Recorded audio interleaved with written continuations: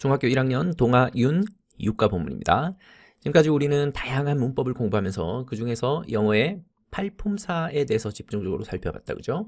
이 8가지 기본 품사 외에도 나중에 여러분들이 2학년, 3학년 올라가면 이 하위 분류도 공부를 하게 될 것이고, 그리고 이 8가지 이 기본 품사에는 속하지 않지만 이 품사들을 도와주는 그런 역할을 하는 것들도 함께 살펴보게 될 겁니다. 오늘도 그 중에 일부를 살짝 살펴보려고 합니다.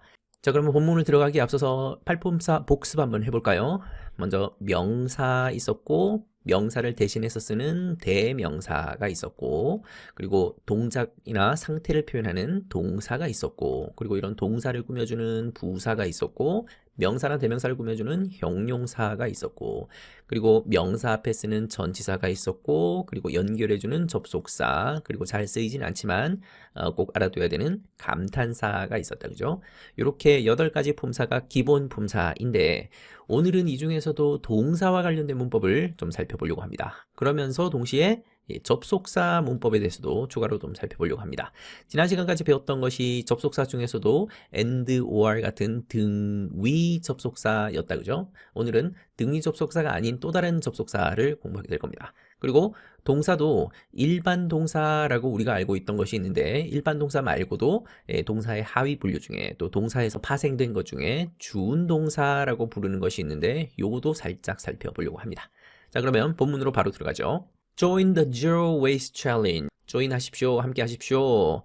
Zero Waste는 말 그대로 쓰레기가 없는, 제로한 상태, 쓰레기 없는 챌린지에 함께 참여하십시오 라고 하는 말을 하고 있네요. 챌린지가 도전이나 실현 뭐 이런 뜻이 있지만 요즘에는 어떤 특정 활동이나 어떤 주제를 가지고 사람들에게 참여를 독려하는 그런 캠페인 형태의 콘텐츠를 또 챌린지라고 많이 하죠. 댄스 챌린지다, 아이스 버킷 챌린지다 이런 것들이 많이 있었죠.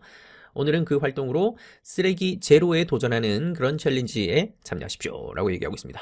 Everyday, 매일매일 우리는 만들어냅니다. Lots of waste, 많은 쓰레기를 만들어냅니다. 이때 lots of는 다른 말로 바꾸자면 much로도 바꿀 수 있겠네요.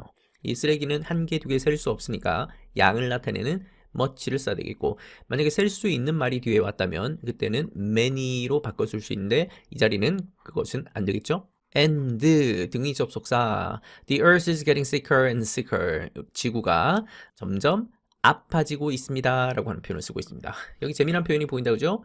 sick이라는 형용사에다가 er를 붙였고, 역시 sick이라는 형용사에다가 er를 붙였습니다. 그러면 우리가 예전에 배웠던 문법 용어로는 비교급입니다.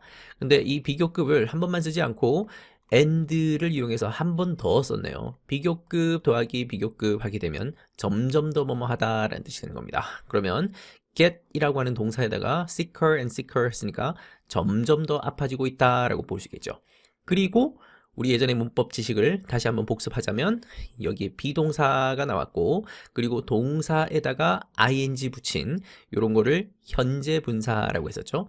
비동사에다가 이렇게 동사에 현재 분사형을 붙이면 이걸 이름하여 현재 시제의 진행형이라고 불렀습니다. 그리고 해석을 할 때도 현재 뭐뭐 하고 있는 중이다 라고 해석을 한다고 그랬죠. 그래서 지구가 지금 점점 아파지고 있는 중이다 라고 이제 해석을 해야 되겠죠. 뭐 간단한 거이긴 하지만 여기에 everyday라고 하는 것은 매일매일이라는 뜻을 가지고 있는 부사입니다. 문두에 나와 있고 이렇게 콤마까지 찍혀 있는 걸로 봐서 문장 전체를 꾸며주는 걸 알 수 있고, 또 이 everyday는 있어도 그만, 없어도 그만, 사라져도 아무런 문제가 없죠. 이런 것들이 우리 품사 중에서도 부사입니다. 참고로 조심해서 봐야 되는 단어 중에 every와 day를 붙여서 한 단어로 쓰는 단어가 있습니다. 요거는 부사가 아니라 형용사이고, 매일이라는 뜻도 있지만 보통 일상적인, 일상의 이런 뜻을 가지고 있습니다. 예를 들면 뭐 일상적으로 있는 일상복 같은 걸 표현할 때는 clothes라고 표현하겠죠. 매일매일 사용하는 물건이라고 하면 everyday stuff 이렇게 표현할 수도 있겠고, 그래서 뒤에 있는 명사와 함께 쓰이는 형용사 everyday이고, every와 day를 떨어뜨렸으면 부사가 된다. 이거 참고로 봐두시고요. 그리고 이것도 역시 사소한 부분이긴 한데, 이 the earth라는 말이 있고, 나중에 여러분이 독해를 많이 하다 보면 그냥 earth인데 이 소문자로 되어 있는 earth가 있고, 또 earth인데 대문자로 earth가 되어 있는데 앞에 아무것도 없이 방금 여기처럼 더가 있지 않고 그냥 earth만 되어 있는 그런 것들이 있습니다. 이 세 가지가 같은 것처럼 보이지만 약간씩 뜻이 다르니까 참고삼아 이것도 한번 봐두십시오. 그냥 earth라고 해서 소문자를 쓰게 되면 요거는 흙 이라는 뜻이거나 아니면 땅이라는 뜻으로 훨씬 많이 쓰는 겁니다. 우리가 이제 발을 딛고 있는 그 육지 같은 개념 earth라고 합니다. 반면 아무것도 없는 그냥 earth이면서 대문자로 쓰면 고유명사라는 걸 알아주시죠. 여기 대문자니까. 그러면 이름을 말하는 건데 이름이라고 하면 우리가 살고 있는 이 지구라고 하는 행성의 이름을 earth라고 합니다. 그건 잘 알고 있다고 그죠? 근데 이거는 주로 천문학을 얘기할 때 그때 쓰는 것이 바로 earth입니다. 예를 들면 지구, 수성, 금성, 화성 뭐 이런 거 얘기할 때 그때 하나로 행성의 하나로 쓰는 것이 earth이고, 그러면 여기에 정관사 더를 붙이는 earth는 말 그대로 우리가 지금 살고 있는 지구, 또 인간이 살아가고 있는 어떤 구체적인 장소로서의 어떤 지구, 지구 환경 이런 것들이죠. 그래서 앞으로 여러분들은 아마도 이 the earth를 볼 일이 훨씬 더 많이 있을 겁니다. 천문학을 공부하는 그런 내용이 아니라면. 다음 문장입니다. Do you want to save the earth? 당신은 지구를 save 하고 싶습니까? 라고 했는데 이 save라는 단어가 참 뜻이 많다 그죠? 먼저 생명이나 목숨을 구하다 라는 뜻이 있고 이거 말로도 뭐 구출하다 라는 뜻도 있고 그리고 돈과 관련해서 돈을 저축하다라고 하는 뜻도 있고 또 돈을 아껴 쓴다라고 할 때 절약하다라고 하는 뜻을 가지고 있는 것이 또 save입니다. 뿐만 아니라 컴퓨터에 파일 같은 걸 세이브한다 그러면 그때는 저장하다라고 하는 뜻이 되죠. 그리고 말고도 뭐 남겨두다 이런 뜻도 있고 또 막다, 뭐 방어하다, 또 종교적으로는 뭐 구원하다 이런 말로도 쓰이는 것이 save입니다. 자, 오늘은 여기에서 지구를 구하다, 구출하다 라는 느낌으로 보면 되겠죠. 그리고 조동사 do를 이용해서 의문문을 만들었네요. 이제는 우리가 배웠던 것처럼 의문문은 두 가지 종류가 있다고 그랬죠. yes, no question이 있고 WH question이 있는데 방금 여기는 의문사가 없는 의문문이니까 yes, no question이라는 것을 알 수 있겠죠. 그래서 구하고 싶습니까? 그러면 네, 아니면 아니요로 답하게 되는 그런 질문이었습니다. 이번 단원의 정말 중요한 문법을 지금부터 설명할 시간이 되었네요. 여기 to save라고 하는 말이 나와서 지금부터 본격적으로 설명하려고 합니다. 이것을 우리 문법 용어로는 부정사라고 부릅니다. 부정사를 영어로 표현할 때 영어 문법 용어로는 infinitive라고 부르는데 이 부정사라는 문법이 중학교 문법에서 정말 많이 다뤄지는 거고 시험 문제에서도 정말 많이 나오는데 그것만큼이나 이 부정사에 대한 오해가 너무 많고 또 잘못된 설명이 너무 많다 보니까 이제는 그 잘못된 설명이 마치 진짜인 것처럼 통용되는 그런 경우도 있습니다. 자, 일단은 이 부정사에 관한 설명에서 가장 대표적인 잘못된 설명 두 가지를 알려줄 테니까 여러분이 한번 듣고 판단해 보십시오. 자, 부정사가 뭐냐? 라고 했을 때 부정, 즉 아닐 부자에 정할 정자, 정해져 있지 않은 것이다. 이 부정사가 어떤 때는 명사로 쓰이기도 하고 어떤 때는 형용사로 쓰이기도 하고 어떤 때는 부사로 쓰이기도 하니까 품사가 정해져 있지 않은 거다. 그래서 문장 속에 들어가야 분사가 정해지는 거다. 그래서 부정사라고 부른다. 전형적으로 잘못된 설명 중에 하나고요. 또 어떤 사람은 영어 표현을 가지고 부정사를 설명하는 경우도 있습니다. 사전을 가만히 찾아보면 인피니티브가 부정사라고 되어 있지만 또 다른 뜻으로는 무한한, 무제한의 이런 뜻을 가지고 있거든요. 그러다 보니까 이 말을 좀 억지스럽게 부정사랑 연결시켜서 이야기를 만들어내려고 하다 보니까 부정사는 워낙 사용하는 용도가 다양하다. 명사, 형용사, 부사로 쓰이는 것은 물론이고 부사 안에서도 목적이니 감정의 원인이니 판단의 근거니 온갖 종류의 해석이 가능한 것이고 그리고 명사로 사용한다 하더라도 주어가 되기도 하고 목적어가 되기도 하고 보어가 되기도 하는 등 굉장히 다양한 용도로 쓰인다. 너무너무 다양한 용도로 쓰이고 무한한 정도다. 그래서 이름이 인피니티브다 라고 설명하는 사람들이 있는데 이것도 역시 잘못된 설명입니다. 부정사에 대해서 제대로 알지 못하는 사람들이 억지스럽게 이제 설명을 끼워 맞추다 보니까 만들어진 잘못된 설명이 아닌가 싶은데 지금부터 선생님이 얘기하는 것들을 잘 들으시고 물론 이것이 시험에 직접적으로 연결되지는 않지만 여러분들이 기본을 제대로 알고 가면 나중에 여러분들이 문법을 심화 확장하는데 기본을 튼튼히 하는 것이 무엇보다 필요하지 않을까 싶어서 선생님이 시간이 좀 들더라도 설명 좀 하려고 합니다. 자, 우리가 팔품사에서 가장 중요한 걸 하나 꼽으라고 한다면 동사라고 하셨었죠, 그죠? 근데 이 동사가 가지고 있는 아주 대표적인 속성이 하나 있습니다. 그게 뭐냐면 바로 시제라든지 아니면 인칭이라든지 아니면 수에 따라서 모양이 바뀐다라는 것이죠. 예를 들어 봅시다. 주어가 1인칭일 때, I일 때는 동사를 it를 쓰지만 3인칭이면서 단수이면서 시제가 현재일 때는 it를 쓰면 안 되죠. 그때는 it에다가 s를 붙여야 됩니다. 그리고 과거 시제를 표현하고 싶을 때는 또 it를 쓰면 안 되죠. 그때는 또 ate를 써야 되는 등 이렇게 시제나 인칭이나 단수, 복수 이런 수에 따라서 동사의 모양이 일정하게 바뀌는 특성을 가지고 있습니다. 근데 이 영어에서의 문법이 원래는 라틴어 문법을 차용해서 가져온 것이 굉장히 많습니다. 실제로 라틴어의 영향을 받은 것이 또 영어이기도 하고, 여러분들이 라틴어를 안 배워봐서 그런데 라틴어의 대표적인 속성이 그렇습니다. 라틴어에는 1인칭 주어, 2인칭 주어, 3인칭 주어가 있고, 이 주어에 동사를 연결해서 붙일 때 1인칭 단수에 해당하는 동사와 2인칭 단수, 3인칭 단수, 그리고 심지어 복수도 마찬가지인데 1인칭 복수, 2인칭 복수, 3인칭 복수에 해당하는 이 6가지 동사의 모양이 전부 다 다릅니다. 그래서 보통 여러분들이 동사를 외우면 기본적으로 6가지 모양을 필수적으로 외워야 되는 것이죠. 여러분들이 라틴어 안 배운 것이 정말 다행이다, 그죠? 이 라틴어의 문법이 그나마 조금 남아있는 것이 프랑스어인데요. 여러분들 나중에 기회가 되면 프랑스어를 한번 공부해 보십시오. 프랑스어가 딱 이런 것입니다. 그래서 1인칭, 2인칭, 3인칭, 단수일 때, 복수일 때 동사의 모양이 다 달라지니까 그것들을 다 외워야 되는 거죠. 이렇게 인칭이나 수나 시제에 따라서 동사의 모양이 일정하게 변하는 동사, 이런 동사들을 이름하여 뭐라고 부르냐면 정형 동사라고 부릅니다. 그래서 실제로 우리가 알고 있는 모든 동사들은 사실상 다 정형 동사라고 불러야 되는데 요즘은 짧게 그냥 동사라고 부르는 것입니다. 정형 동사를 영어로는 뭐라고 하냐면 finite verb라고 부릅니다. 이때 finite라고 하는 말이 정형 동사를 뜻하는 것이고, finite의 뜻은 제한이 되거나 어떤 구속이 되거나 영향을 받는 그런 부분을 finite라고 하는 것이죠. 자, 그러면 이 finite한 동사, 즉 정형 동사가 있다면 이거의 반대 개념이 있겠죠.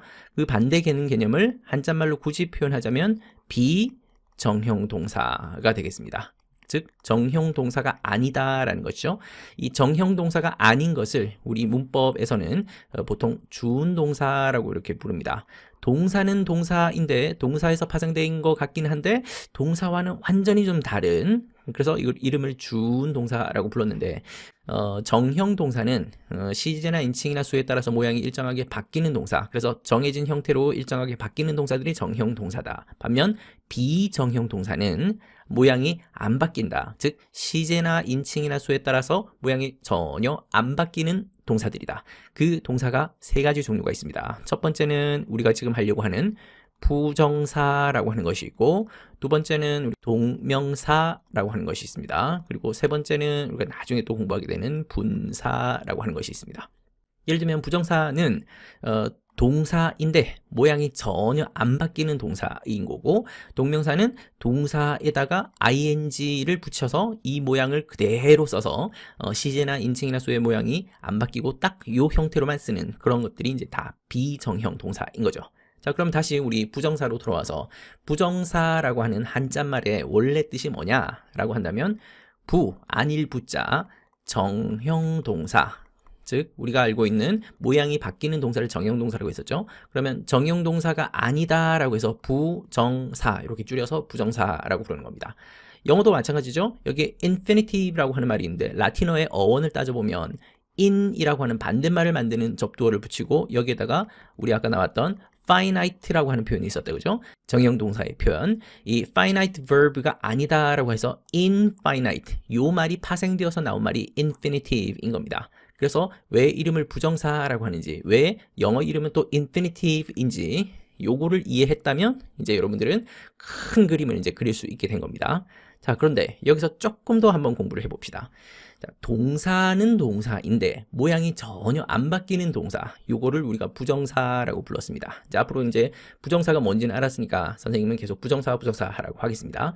그런데 이제 부정사의 모양을 여러분 주의해서 봐야 됩니다. 전혀 모양이 안 바뀌는 동사가 있는데, 마치 얼음처럼 탁 굳어있는 이 동사가 있는데 2가지가 있습니다. 첫 번째는 앞에 to를 붙여서 쓰는 to 부정사가 있고, to를 안 붙이고 쓰는 아무것도 안 붙이는 부정사가 있습니다. 아무것도 안 붙이는 부정사를 이거를 나중에 원형 부정사라고 보게 될 겁니다. 사실 부정사는 종류가 하나밖에 없는 거죠. 동사 요 부분을 부정사라고 하는 것이고, 여기다 to가 있으면 to 부정사라고 하는 거고, 없으면 원형 부정사라고 하는 것이고, 그래서 여러분들은 모양이 안 바뀌는 동사 요 부분을 부정사라고 한다. 그리고 이 중에서도 특히 to가 함께 있는 요 부정사는 문장 속에 들어가게 되면 어떤 때는 명사처럼 기능하기도 하고 어떤 때는 형용사처럼 기능하기도 하고 어떤 때는 부사처럼 기능하기도 한다. 근데 원형 부정사는 이런 역할을 하진 않습니다. to가 있는 부정사가 문장 속에 들어갔을 때는 명사, 형용사, 부사의 역할을 하기도 한다. 자, 그러면 우리가 부정사라고 하는 큰 그림을 보고 나서 부정사가 뭔지도 알았고 어떻게 해서 부정사라는 이름이 나왔는지도 배웠고 또 그 중에서도 to가 있는 부정사가 문장 속에서 어떤 기능을 하는지도 배웠는데 참 특이하게도 우리 한국의 중학교 문법 시험에서는 다른 거 다 빼고 요 to 부정사 얘를 너무 지나치게 강조하는 경향이 있습니다. 그래서 to가 있는 부정사가 문장 속에 들어갔을 때 명사니 형용사니 부사니 이거 구분하시오. 이런 문제가 집중적으로 나옵니다. 부정사에도 많은 문법 내용들이 있는데 유독 이 to 부정사를 좀 집중해서 보는 경향이 있더라. 뭐 그럴 수밖에 없는 것이 이 to 부정사가 상대적으로 훨씬 더 많이 쓰이고 있기 때문이기도 합니다. 그래서 앞으로 여러분들은 문장 속에서 to가 있는 부정사를 보게 되면 to 부정사 그러면 이것이 명사인지 형용사인지 부사인지 요거를 한번 구분해보는 연습을 해보면 좋겠습니다. 자, 그러면 우리가 방금 봤었던 이 문장으로 돌아와서 Do you want to save the earth? 지구를 구하고 싶습니까? 라는 말인데 좀 더 다르게 해석하자면 여기 앞에 있는 이 want는 우리가 좀 전에 배웠던 용어로는 동사 중에서도 정형 동사였다, 그죠? 그 뒤에 있는 요 부분이 부정사인데 여기 to가 함께 결합되어 있다, 그죠? 그럼 이런 거를 to 부정사라고 부른다고 했습니다. to 부정사니까 문장 속에서 명사, 형용사, 부사 중에 한 가지 역할을 하겠죠? 자리를 가만히 보니까 want라는 동사 뒷자리에 있네요. 그리고 생략할 수 없고 또 해석을 해봤더니 지구 구하기 또는 지구 구하는 것을 원합니까? 라고 마치 명사 비스무리하게 해석이 되죠. 그래서 이때 to save는 부정사 중에서도 명사적 용법이다. 즉 명사처럼 쓰였다라고 부르는 겁니다. 그래서 to 부정사의 명사적 용법이라는 말이 이렇게 해서 탄생하게 된 겁니다. 이 본문에 이거 말고도 또 to 부정사가 계속 나오니까 그때마다 한번 구분해 보도록 하겠습니다. Then 그러면 join the Zero Waste Challenge. 아까 제목에 넣어놨던 Zero Waste Challenge에 참여하십시오. 그리고 share your story. 당신의 이야기를 공유하십시오. 지금 보니까 동사로 시작하고 있고 여기도 동사로 시작하고 있다, 그죠? 문장이 동사로 시작하면 명령문이라 그랬죠? 참가하십시오, 공유하십시오 라고 얘기하고 있네요. 자, 첫 번째 챌린지입니다. Reduce food waste. 음식물 쓰레기 줄이시오. 올리비아가 말하네요. My birthday was last Saturday. 내 생일은 지난 토요일이었고요. and 등위 접속사. 등위 접속사 앞에 이렇게 콤마 있을 때는 항상 앞에 있는 절과 뒤에 있는 절을 연결하는 경우들이 많다 그랬죠? 절과 절을 끊어서 해석하면 되겠습니다. 지난주 토요일이 생일이었는데 My family and I ate out. 이때 and라고 하는 등위 접속사는 family와 I를 연결해주고 있는 거겠죠? 우리 가족과 나는 ate, eat의 과거형입니다. eat out, 바깥에서 먹었습니다. 즉 외식했다라는 말이겠죠? 식사를 바깥에서 하는 걸 외식하는 거라고 한다면 그러면 집 안에서 먹는 거를 뭐라고 표현하면 될까요? 반대말은 eat in이라고 부릅니다. 자, 여기서 돌발 퀴즈. 지금 방금 이 표현에서 eat out이라고 하는 말이 있고 또 eat in이라고 하는 말이 있는데 이때 in과 out은 우리 품사로 굳이 따지자면 전치사일까요? 아니면 부사일까요?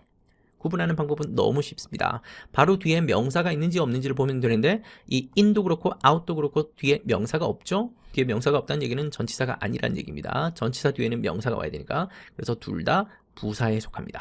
There were lots of leftover. leftover는 음식 남은 거, 남은 음식을 말합니다. 많은 음식이 남았습니다. 지난번에 배웠던 there is, there are 구문이었다, 그죠? 이때 there는 해석되지 않는 유도 부사이고 실질적인 진짜 주어는 바로 뒤에 있는 비동사 뒤에 있는 이 부분이 주어입니다. 그리고 leftover에 s를 붙여서 복수형을 만든 걸로 봐서 복수인 것을 알 수 있고 그래서 여기 비동사도 복수형인 were가 되었습니다. 많은 남겨진 음식이 있었습니다. 참고로 여기에 lots of를 한 단어로 고치라고 한다면 much를 써야 될까요? 아니면 many를 써야 될까요? 바로 뒤에 있는 명사가 복수형으로 s를 붙일 수 있는 단어니까 much가 아니라 셀 수 있는 개념으로 many를 쓰면 되겠죠? but 하지만 역시 여기도 콤마 있으니까 절과 절을 끊어서 해석하면 되겠네요. We brought them home. 이때 brought는 bring이라는 동사의 과거형입니다. 우리는 그것들을 집으로 가져왔습니다. 여기서 그것이 가리키는 명사를 차지하죠. 바로 앞절에 있는 lots of leftover, 남은 음식들, 많은 남은 음식들, 그것들을 복수라서 댐으로 봤습니다. 집으로 가져왔습니다. 그리고 이때 집은 명사라고 착각할 수 있는데 명사 아닙니다. 집이라는 뜻이 아니라 집으로라는 뜻이니까 이때도 부사이겠습니다. The next day, 다음 날, I made a nice lunch. 훌륭한 점심을 만들었습니다. made는 make의 과거형이죠. out of them 할 때 이때 them도 역시 앞에 있는 그 them이겠죠. 전날 먹고 남은 음식, 식당에서 가져온 그 남은 음식, 이거를 가지고서 멋진 점심을 만들었습니다. 여기에 make하고 out of 뭐뭐뭐 하면 뭐뭐를 가지고서 또 뭐뭐를 재료로 이용해서 다른 뭔가를 만들다, 또는 어떤 상황에서 어떤 뭔가를 만들어내다, 이런 뜻을 가지고 있습니다. 다음날이라고 하면 그냥 next day라고 하면 될 거를 여기 굳이 더가 필요할까요? 이렇게 이제 묻는 아주 창의적인 친구들이 있을 수 있는데, 세상에 있는 수많은 다음날이 아니라 이때 다음날은 구체적이고 특정한 다음날이죠. 식당에서 생일 잔치를 하고 그 다음날, 그러니까 이 말하는 사람, 이 올리비아의 입장에서는 아주 구체적이고 특정한 다음날이기 때문에 정관사 더를 붙이는 겁니다. 다음 문장입니다.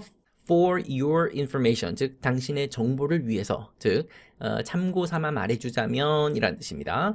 You can find great cooking ideas 하는 훌륭한 요리 아이디어를 찾을 수 있습니다.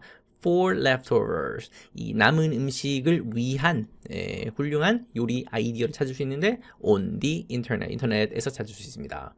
참고로 여기에 for your information을 짧게 줄여서 FYI라고 쓰긴 하는데 이게 문맥에 따라서 약간 좀 건방지게 좀 버릇없이 들릴 수도 있으니까, 좀 무리하게 들릴 수도 있으니까 좀 조심해서 사용하기를 바랍니다. 그러니까 공식적으로는 for your information을 쓰는 것이 좋고, 그렇지 않고 이렇게 약자로 짧게 쓰려거든. 이 정도는 기본적으로 알아야 되는 거 아니야?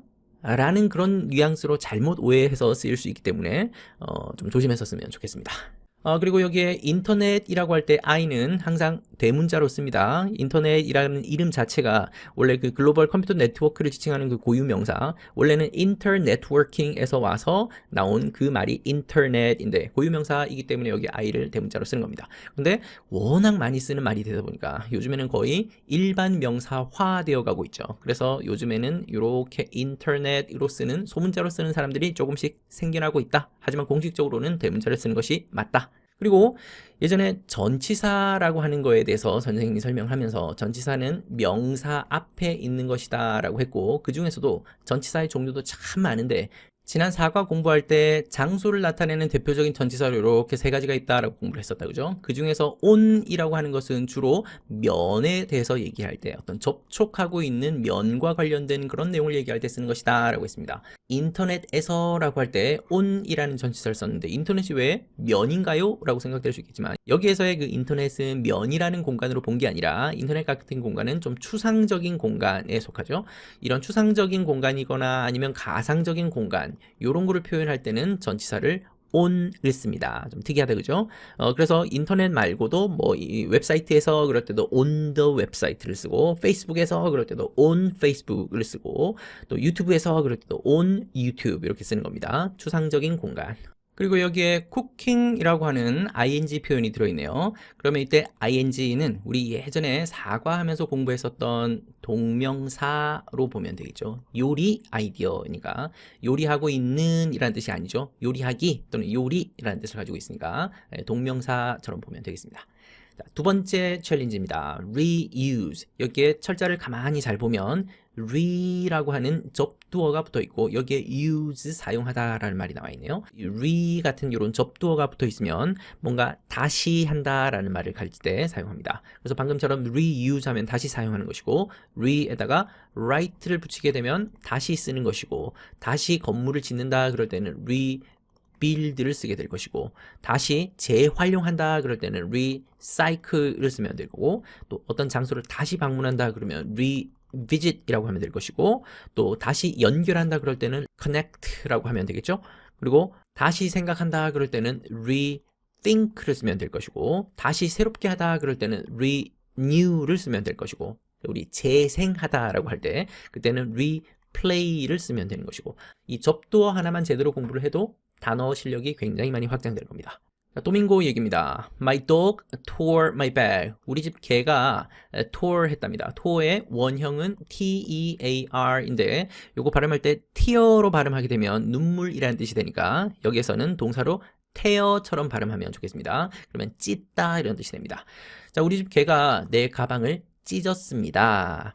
I wanted to buy a new one. 나는 새로운 것을 사고 싶었다. But I thought again. 다시 생각했다. 역시 thought는 think라는 동사의 과거형이고 wanted는 want라는 동사의 과거형인 거는 알겠죠? 그리고 등위 접속사 but이 연결해주고 있습니다.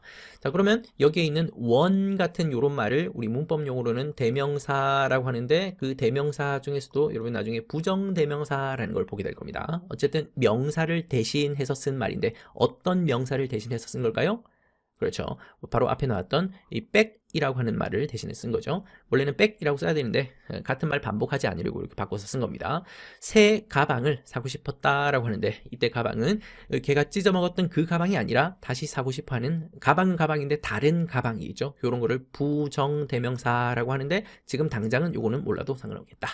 자, 그러면 이번 단원의 또 핵심 문법 to 부정사가 등장을 했습니다.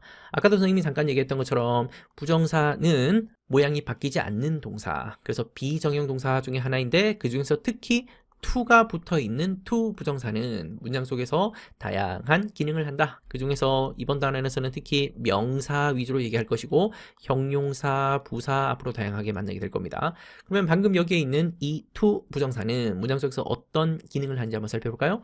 want가 동사이죠. 그리고 동사 뒷자리에 우리 문장 성분으로는 목적어 자리에 있습니다. 그리고 마치 뭐뭐을 이렇게 해석되기도 하죠. 사는 것을 사기를 원했다. 그러면 목적어로 해석이 되고 또 목적어 자리이기도 하니까 이때는 명사적 용법이겠네요. 명사처럼 쓰인 부정사라는 얘기입니다. I learned that reusing is important for zero waste living. 나는 배웠습니다. 이 learned는 learn이라는 동사의 과거형을 만든 겁니다.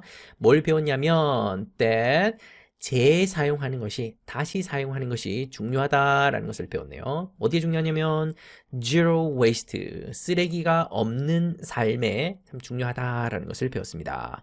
여기에 있는 living 역시 동명사처럼 보이네요. 살기, 삶이라는 명사처럼 해석되죠? 이런 게 동명사입니다. 자, 그러면 지금부터 선생님이 이번 단원의 핵심 문법이면서 두 번째 문법인 이 부분을 설명하려고 하니까 잘 들으시면 좋겠습니다. 우리 8가지 기본 품사 중에 접속사라고 하는 것을 일전에 배운 적이 있습니다. 이 접속사는 붙여주는 역할이니까 당연히 A하고 B 꼭 2가지가 아니라 3가지, 4가지일 수도 있습니다. 어쨌든 A와 B를 붙여주는 데 사용하는 이것이 바로 접속사이다. 그런데 지금까지 우리가 배웠던 접속사는 and라든지 or이라든지 but 같이 이 앞에 있는 A 덩어리와 뒤에 있는 이 B 덩어리가 문법적으로 대등한 관계에 있는 또 동일한 성질의 덩어리를 붙여주는 역할을 하는 그런 접속사를 배웠습니다. 이런 접속사를 이름하여 등위 접속사라고 부릅니다. 이 접속사에도 종류가 참 많은 하위 분류들이 참 많은데 그 중에 하나가 등위 접속사라는 얘기는 그렇지 않은 접속사도 있다는 얘기죠. 즉 등위 접속사가 아니라는 얘기는 A와 B를 붙여주는 것은 동일한데 이 A와 B의 관계가 동일하지 않은 것, 대등한 관계로 붙여주지 않은 것이 있다. 그런 거를 이름하여 종속 접속사라고 부릅니다. 특히 이런 종속 접속사는 언제 쓰냐면 절과 절을 붙여줄 때 그럴 때 많이 씁니다. 앞에 있는 A도 절이고 뒤에 있는 B도 절인데 근데 이 A 절과 B 절이 대등한 관계가 아니라고 했으니까 하나가 다른 하나보다 조금 더 높이 있는 좀 더 범위가 큰 이런 것을 주절이라고 부르고 다른 하나를 주절의 반대 개념으로 종속절이라고 부릅니다. 영어로 주절은 main clause라고 부릅니다. 그리고 종속절은 영어로 subordinate clause라고 하는데 또 다른 말로는 dependent clause라고 부르기도 합니다. 이 dependent라는 말에서도 드러나는 것처럼 뭔가 의존하는 절이죠. 이 주절에 의존하고 있는 절, 좀 부수적인 역할을 하는 그런 절입니다. 이렇게 주절과 종속절을 연결해주는 이런 접속사를 종속 접속사라고 부릅니다. 자, 그러면 우리 방금 봤던 문장을 다시 한번 보죠. 이 that 앞에 I라고 하는 주어와 learn이라는 동사가 있습니다. 이런 걸 절이라고 한다고 그랬죠. 그리고 뒤에 있는 자리에도 보니까 reusing이라고 하는 주어와 is라는 동사가 들어 있습니다. 우리 문장 성분으로는 서술어라고도 합니다. 그러면 여기 있는 절 두 개를 붙여주는 역할을 하는데 가만히 잘 보면 이 문장 구조에서 I learn이 좀 더 상위 개념이라는 걸 알 수 있습니다. 이거를 우리가 굳이 벤 다이어그램으로 한번 그려보자면 재활용하는 것이 쓰레기 없는 삶에서 중요하다라는 거, 요 내용이 여기 박스라고 한다면 라는 것을 내가 배웠습니다 라고 하는 내용이 앞에 있죠. 그러면 배운 내용이 이 전체 내용을 다 포함하고 있는 그런 모양인 겁니다. 이 종속 접속사에도 종류가 정말 많은데 그 중에서 정말 많이 쓰이는 접속사가 바로 that이라고 하는 지금 우리가 보고 있는 그 접속사인 겁니다. 그리고 이 접속사 that은 생략할 수 있다라고 하는 특징이고 그리고 해석을 하지 않아도 된다라고 이해하면 되겠습니다. 그래서 방금 이 문장에서도 나는 배웠습니다. 그것을 배웠다가 아니고 이 부분은 없다고 마치 생각을 하고 재활용하는 것이 쓰레기 없는 삶에 중요하다라는 사실을 배웠습니다. 이렇게 하는 겁니다. 이 종속 접속사 중에서도 이 that을 어떤 사람은 명사절 접속사라고 하는 어려운 말을 붙여서 설명하기도 합니다. 문자 그대로 이해하면 접속사는 접속사인데 그 중에서도 명사 역할을 하는 절 뒤에 있는 reusing부터 living까지가 전체가 다 명사절이라고 하는 말이죠. 무슨 말인고 하니 절은 절인데 명사 같은 절 I learned가 주어 동사이죠. 이 동사 learn은 뭐뭐를 배웠다라고 해서 목적어를 필요로 하는 동사이죠. 그러면 목적어가 어디 있냐? 여기서부터 여기까지 전체가 다 목적어인 거죠. 이 절 전체가 주어 자리에 있어도 명사절이고 목적어 자리에 있어도 명사절이고 보호 자리에 있어도 명사절. 그래서 이런 것들을 명사절이라고 하고 그 명사절을 붙여주는 역할을 하는 것이다 라고 해서 이것을 명사절 접속사라고 불러도 됩니다. 근데 일단 여러분들은 이 명사절 접속사라고 부르거나 아니면 종속 접속사라고 부르거나 뭐라고 불러도 상관은 없는데 이 that의 이름을 일단 말할 수 있으면 좋겠고 그리고 이것은 주절과 종속절을 이어주는 것이다 라는 정도의 개념으로 이해하면 좋겠습니다. 다음 문장입니다. So, 그래서 이때 so는 접속사가 아니라 부사입니다. 문장과 문장, 앞문장과 뒷문장을 이어주는 부사. 그래서 이거를 연결부사라고 보통 많이 표현합니다. 그래서 나는 결심했습니다. To fix it. 그것을 고치기로 결심했습니다. 여기서 말한 그것이라고 하는 것은 걔가 물어뜯었던 바로 그 내 가방을 고치기로 결심했고 그리고 reuse it 할 때 it도 동일한 it이죠. 그것을 다시 사용하기로 결심했습니다. 자, 그러면 짧게 요거 한번 보고 가죠. and라는 등위 접속과 연결하는 것이 뭐냐라고 했을 때 당연히 it과 reuse를 연결하는 게 전혀 아니죠. and 바로 뒤를 빼면 reuse라는 동사 같은 것이 있으니까 앞에서 동사를 찾아야 되는데 그러면 decide 아닌가요? 라고 하겠지만 아닙니다. 자세히 보면 만약에 decide랑 연결되는 거였다면 여기도 reused라고 과거형을 썼을 겁니다. 근데 과거형 쓰지 않았죠? 자, 그렇다는 얘기는 decide가 아니라 앞에 있는 fix라고 하는 1번 덩어리와 reuse라고 하는 2번 덩어리를 연결해 주는 것이 바로 이 and입니다. 이 and는 등위 접속사고 동일한 거 두 개를 연결해야 되니까 그래서 엄밀하게는 to fix라고 하는 to 부정사와 to reuse라고 하는 to 부정사를 연결하는 겁니다. 근데 to 반복해서 쓰기 싫어서 두 번째 있는 to를 생략하고 이렇게 쓴 겁니다. to fix, to reuse. 그러니까 to 부정사를 연결하고 있는 거겠죠. 그러면 결심한 것이 두 가지입니다. 나는 고치기로 결심했고요. 나는 재사용하기로 결심했고요. 이렇게 연결되는 것이죠. 그러면 우리 좀 전에 봤었던 이때 to fix도 부정사이고 to reuse도 부정사인데 이때 부정사는 무슨 용법, 무슨 기능으로 쓰인 걸까요? 그렇죠. 동사 decide 뒤에 있고 목적어 자리이고 을을 이런 목적어처럼 해석되죠. 고치기를 결심했다. 재사용하기를 결심했다. 그래서 요거는 명사적 용법, 명사처럼 쓰인 것이다 라고 보면 되겠네요.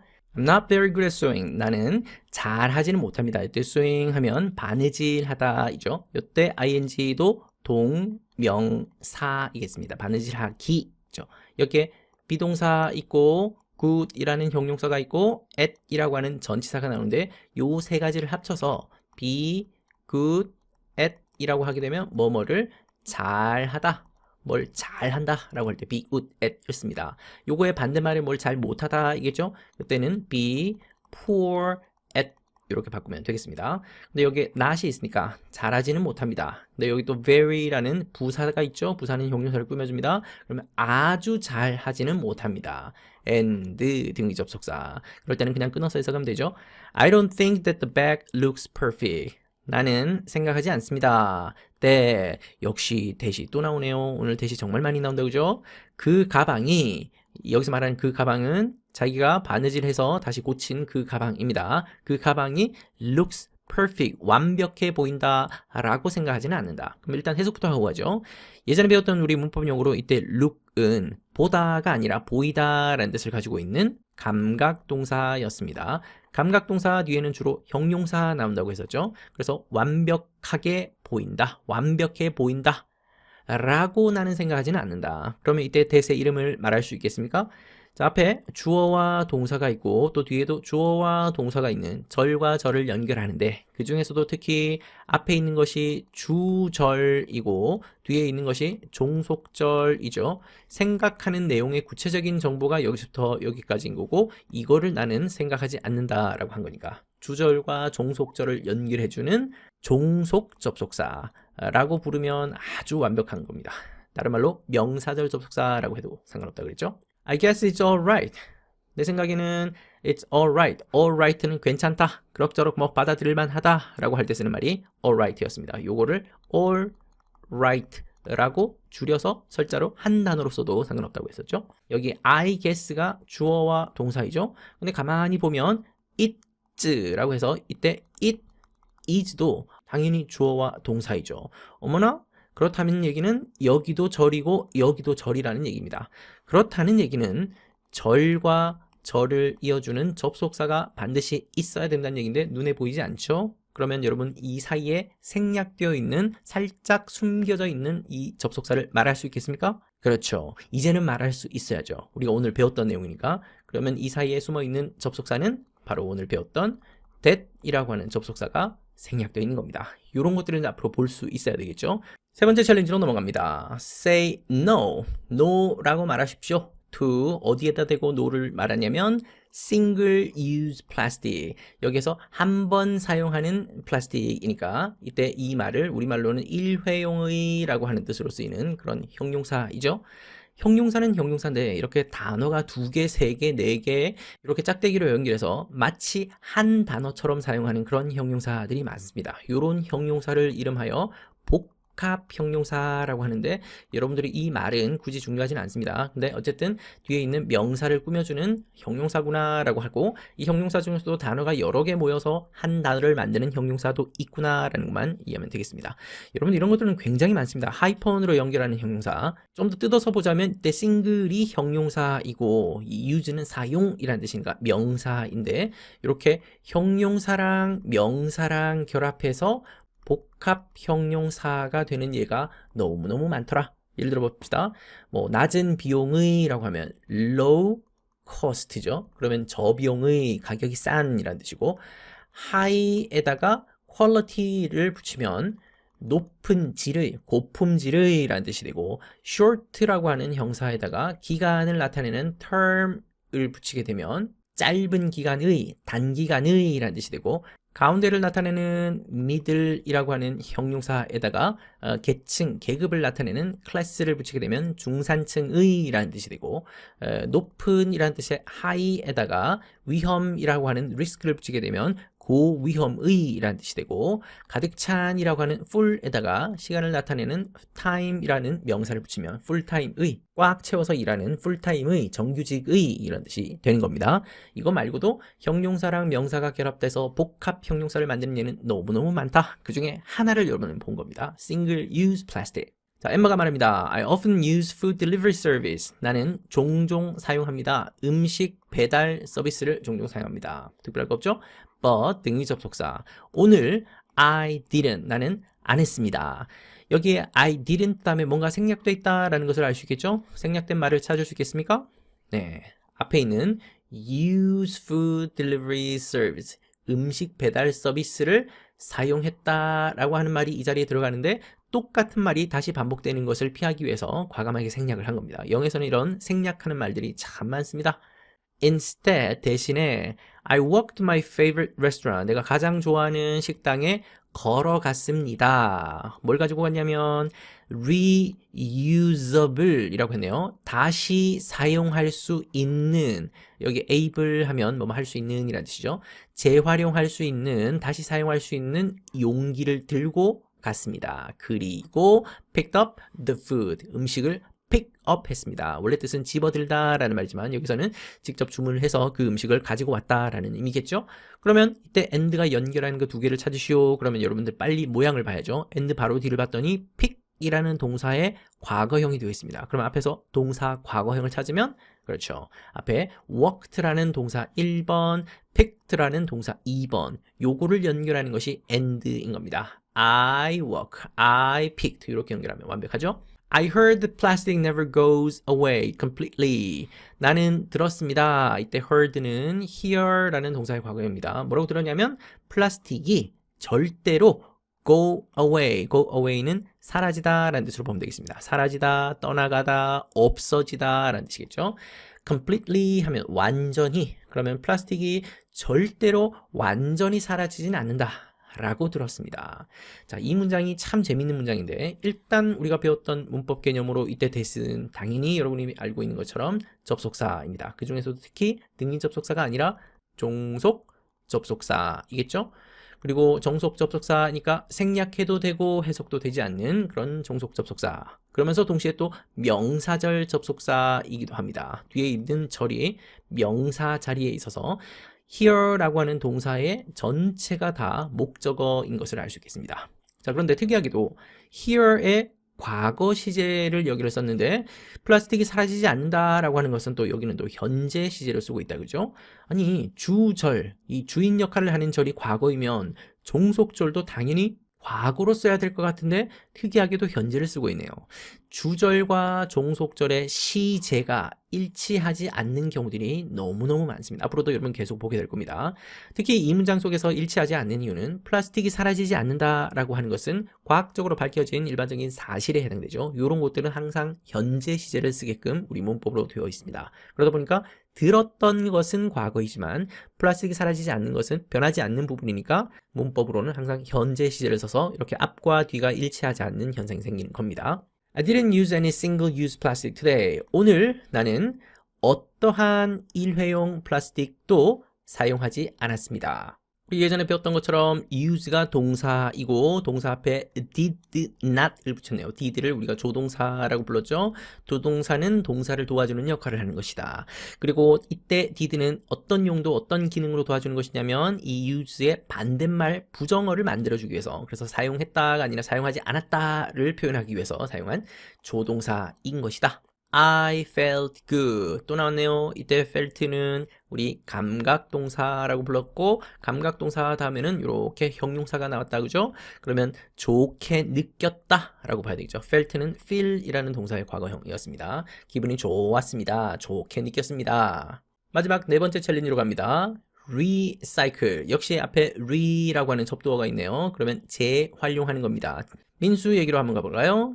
Yesterday, 어제 I took some plastic. 이때 took는 take의 과거형이죠. 그리고 여기 and가 있네요. 그러면 and가 연결하는 것은 쉽게 찾을 수 있죠. 플라스틱하고 glass bottle하고 명사 두 개 연결하고 있네요. 나는 몇몇 플라스틱과 유리병을 가져갔습니다. 어디로 가져갔냐면 to a recycling machine. 재활용 기계로 가져갔습니다. 재활용하는 기계. 자, 근데 기계 자체가 재활용을 하기보다는 사람이 버튼을 누르거나 해서 재활용을 하게 되는 그런 기계겠죠. 그래서 재활용하는 기계라고 우리말로 해석되지만 사실은 machine for recycling인 거니까 리사이클링을 위한 기계이니까 이때 ing도 동명사처럼 보면 되겠습니다. 이 기계가 어디에 있었냐면 near my house, 우리 집 근처에 있었네요. 이때 near도 역시 명사 앞에 쓰인 전치사로 어디 근처에 라는 뜻입니다. 우리 집 근처에 있는 재활용 기계로 이때 to는 방향을 나타내는 전치사이죠. 플라스틱과 유리병을 가져갔습니다. I put them into the machine. 일단 잠깐 끊겠습니다. 나는 그것들을, 여기서 말하는 그것들이라고 하는 것은 앞에서 얘기했던 플라스틱과 유리병 가져갔었던 그 플라스틱과 유리병 그것들을 기계 속에다가 put 했습니다. 자, 그럼 여기 있는 이 put은 시제가 뭘까요? 얼핏 보면 현재처럼 보이지만 실제로는 과거 시제 있죠. 이때 put은 원형도 put이고 이거의 과거형도 put이라서 모양도 같고 발음도 같습니다. 그래서 이때는 시제가 뭐냐라고 물었을 때 앞뒤 문맥을 보고 판단할 수밖에 없는데 지금 이 사건은 어제 있었던 사건이니까 내용상 과거 시제이구나 라는 걸 우리가 짐작할 수 있겠죠. 플라스틱과 유리병을 가져가서 재활용 기계에 넣었는데 one by one 넣었네요. 한 개씩 넣었다라는 것이죠. 요때 by 같은 이런 단어들이 하나씩 뭔가 단계적으로 차례대로 순서대로 이런 말을 쓸 때 쓰는 전치사가 바로 by입니다. 영어에서 이런 by 들어가는 말 그리고 앞뒤 반복되는 말들이 참 많습니다. 예를 들어서 step by step이라고 하게 되면 한 걸음씩 이라는 뜻이 되고 day by day라고 하게 되면 하루하루 날마다 라는 뜻이 되는 것이고 piece라고 조각이라는 뜻이죠. piece by piece 하면 조각씩 한 조각씩이라는 뜻이 되는 겁니다. and 등기 접속사 I got some points in return. 나는 몇몇 포인트를 얻었습니다. 포인트를 얻었답니다. 거기에 기계에다가 유리병과 플라스틱을 넣고 나서 포인트를 받았다고 하네요. in return 이라고 하는 말은 대신에 라고 하는 말도 있지만 여기에서의 뜻은 어떤 답례로 라는 뜻이거나 또는 보답으로 라는 뜻으로 보면 되겠습니다. 기계에다가 재활용할 수 있는 물건을 넣었더니 거기에 대한 답례로 포인트를 얻었답니다. What can I do with those points? 그런 포인트들을 가지고서 나는 무엇을 할 수 있을까요? 역시 의문문이죠. 의문문 중에서도 what이라는 의문사가 있으니까 WH question 무엇을 구체적인 정보를 필요하는 의문문이네요. 내가 이 포인트를 가지고 뭘 할 수 있을까요? well, 글쎄요. 이 well 같은 말이 우리 팔품사 중에서는 감탄사에 속합니다.